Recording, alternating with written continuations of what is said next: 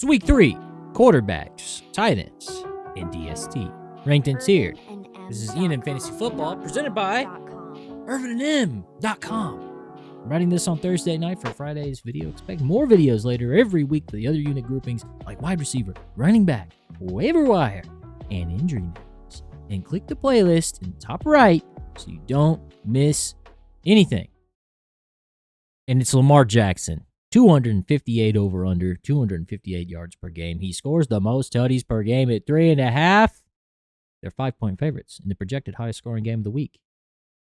Dak Prescott, second highest scoring game of the week. 261 over under, 274 yards per game. Only one tutty per game so far, but rest assured, the Cowboys are favored against the Bears. Big game, big games for these guys. I'm just saying. And it's Patty. No, it's not.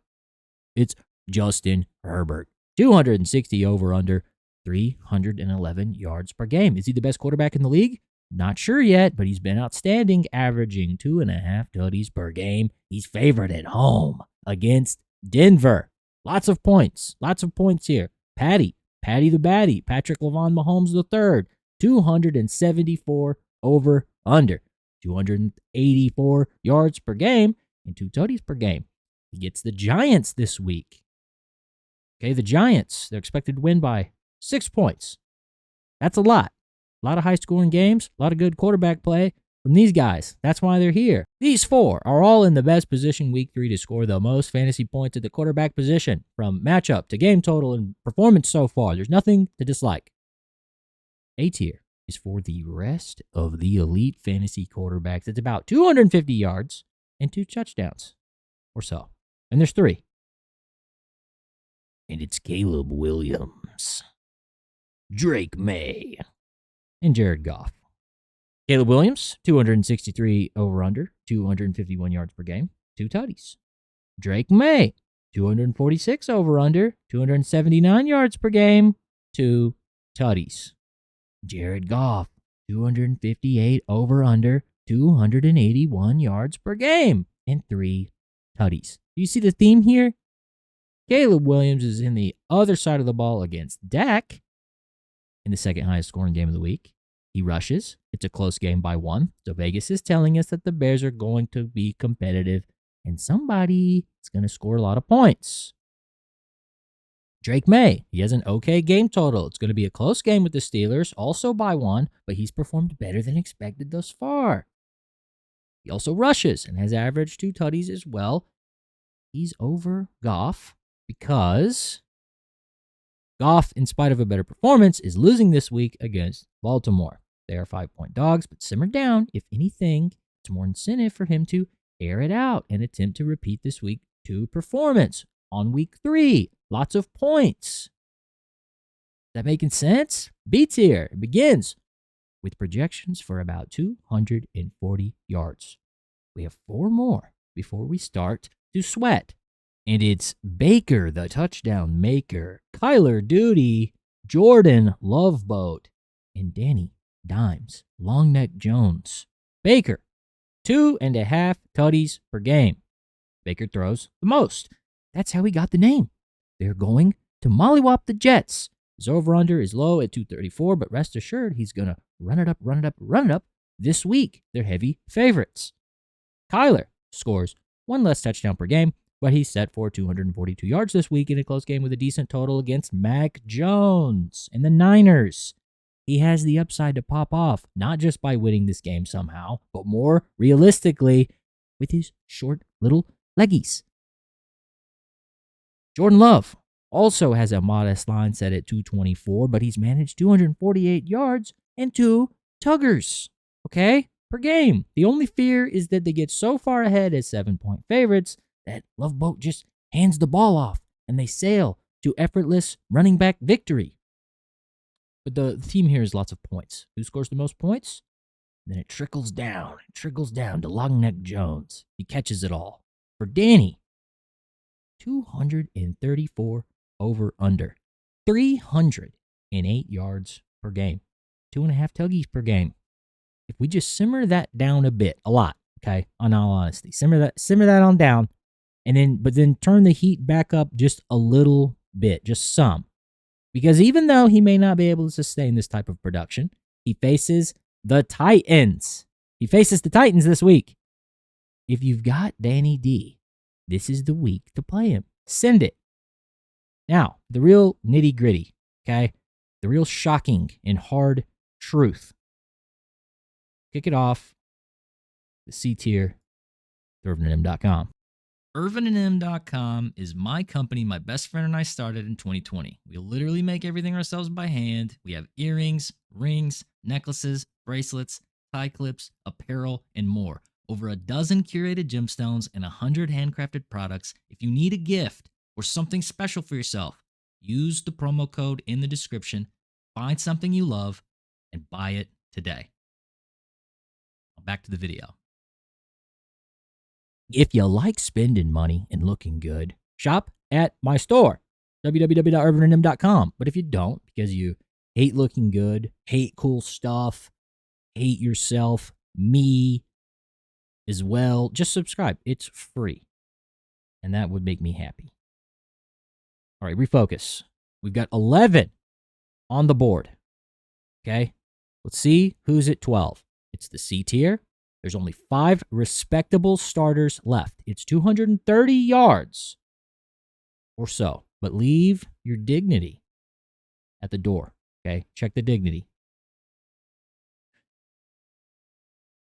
It's Jalen Hurts. I know.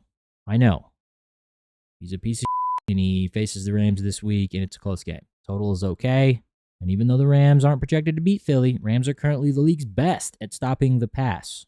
So, I don't know. He's still Jalen Hurts, but we can anticipate another disappointing fantasy performance. And we'll go with Trevor Lawrence and Bo Nix at 13 and 14. 241 over-under, 232 yards, and 2 tutties for T-Law. 237 over-under, 210 yards per game, and also 2 tutties for Bo. So, very similar lines. They're both in close average games as slight dogs. They score, and they get their yards, even boosted with a little bit of cheeky rushing if they're short. So they should be okay. We'll go with Geno Smith, and hold on. I know. 250 over-under, 271 yards. What's the problem?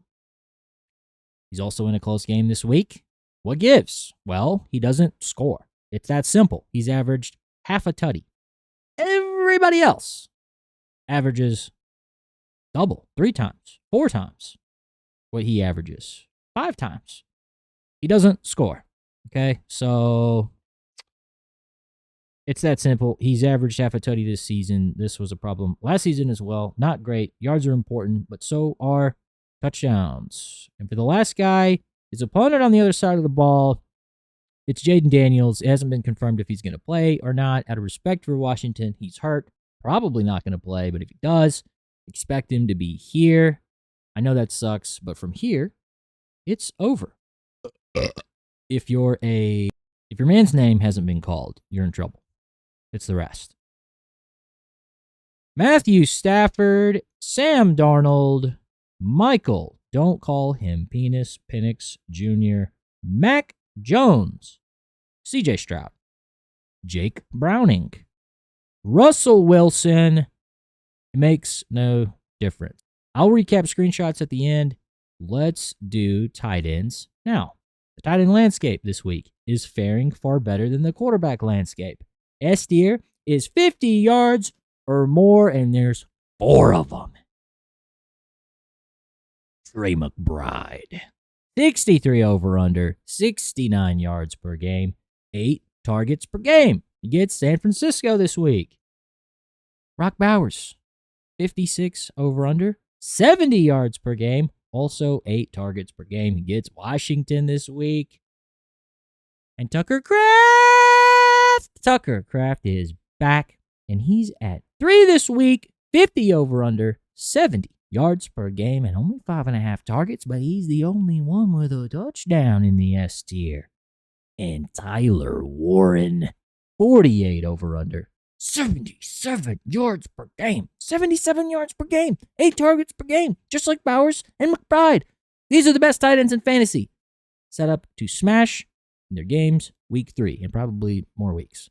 A tier is for the last elite tight ends projected for 40 to 44 yards. And there's 6 more big boys. So if you're lucky, they're here or above. And at 5, it's Travis Kelce. 42 over-under, 54 yards per game. He makes the most of his 5 targets per game. He's also good for half a touchdown. He's in an easy game this week against the Giants. What's not to like? Sam Laporta is at 6 with a 44 over-under and 52 yards per game. He's averaged 6.5 targets and is in the highest scoring game of the week, where they'll be trying to keep that score high and close. Gee, I wonder who would be a good target in the red zone. Juwan Johnson's next. 42 over-under, 62 yards per game. And get ready, 10 targets per game. Wow, that's the best news that's came out of New Orleans. The only good news for fantasy. Run it up. You know who's averaged 9 targets so far? Second most. Next to Mr. Juwan, Jake Ferguson. 39 over-under. 50 yards per game. And 9 targets per game. This is the second highest scoring game of the week, if you remember. In Chicago against the Bears. You feel very good about these 8. Very good. Very good. We'll go with Kyle Pitts and Zach Ertz. So good it hurts. A 9 and 10. Kyle Pitts, 40 over-under, 48 yards per game. And Zach Ertz, very similar with 45 yards per game. They've both maintained 6.5 targets per game each. Penix and no Jaden Daniels makes us a little nervous, but a tight end. Quarterback's best friend. Even a dog water one. Ask Juwan Johnson. If you don't have your starter yet, well, there's 6 left. This is the B tier, and it's the 30s. 33 to 36 projected yards. So you're still okay. You're still fine. You feel real good here. Starting to get a little sussy. A little more sussy. But you're pretty good with Dallas. Dallas got it at 11. Yes, he's playing week 3. He's only played 1 game so far, but he's been a staple for the Eagles, and there's no reason to feel differently. 7 targets, 44 yards, and an over-under set at 35. So he deserves it. And we'll go Fannin and Njoku, Harold and David at 12 and 13. Fannin has managed 7 targets per game, while Njoku is managed 5.5. It's a 33 over-under for Fannin and a 36 over-under for Njoku. But listen to this. 38 yards per game for Njoku. 55 yards per game for Mr. Fannin. He's been more efficient. He's been targeted more. No reason to think that's going to stop. Facing Green Bay, you got to go ahead. And at 14, Hunter Henry. 36 over-under, 37 yards per game, 5.5 targets per game. Respectable. The matchup's fine. Drake's been playing really good. He should manage 36 yards against the Steelers. No problem. And at 15 and 16, oh boy. We'll go Hawkins suck and Chig. I don't have a picture for him yet, and I'm not going to make one a quote. TJ Hawkinson. TJ Hawkinson.